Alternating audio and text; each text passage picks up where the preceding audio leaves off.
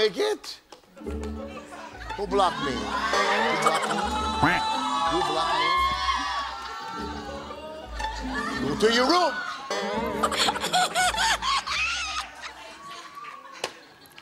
What an ungrateful child. Ano pangalan mo? I am Arbery Love Yulagaring po. At taga saan kayo? Taga Basilan po. Basilan.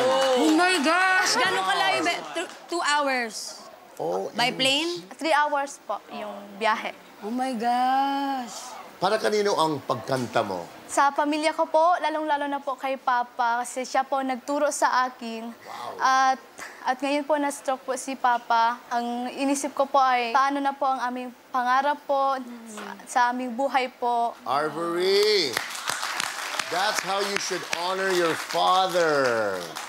Arbery, if I was your father, I would be so happy to know na talaga your whole reason of being, kung bakit kumakanta ka, hindi lang para kay Lord, para sa akin din.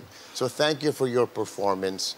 Umikot ako, obviously, dahil ang galing mo talaga. You have a really big future in this business. Congratulations. Dalawang coach pinaikot mo. Medyo matagal bago uminit ka, no? Pero nung uminit ka na, grabe na. Di ako umikot. Kasi, I guess, para sa akin, may binubuo ako para sa Camp Kawayan, no? It's not to say na hindi ka naman bagay, but at this point, medyo namimili ako eh. I'm trying to... At nakita ko naman, nung nakatalikod kami, tumuturo ko kay Coach Martin. Arbery, may artist ako dito na gusto labas para sa'yo. Siya from Camp Kawayan as well. Gusto ko tawag lang si Ella. Hey! Champion ko lang. Hello po! Yeah. And then maybe, Ella, you can say a few words of advice. And hello, Coach Martin! What's up, champ? Hi, Ate Casey. okay. Magaling to. Hi, Coach. Yeah. You know, look what she did. Look what she did. Vlog. You would never do that to me, right? Yeah, I would. No. Congratulations! Ayan, congratulations kay Arbery. Yan. Arbery.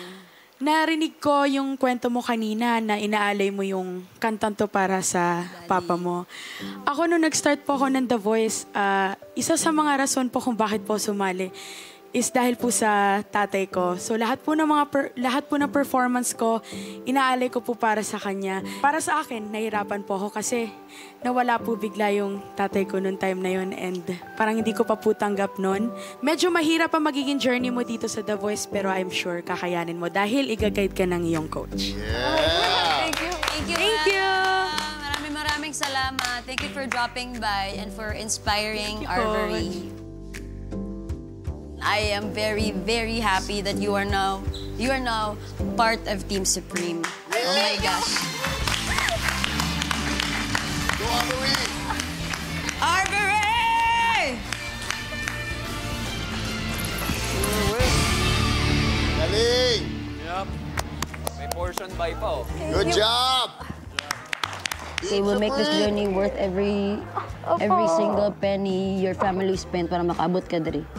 Okay? And time. Okay? Thank you so much. Ipabot na nga hug sa mga papa, hug sa mga mama.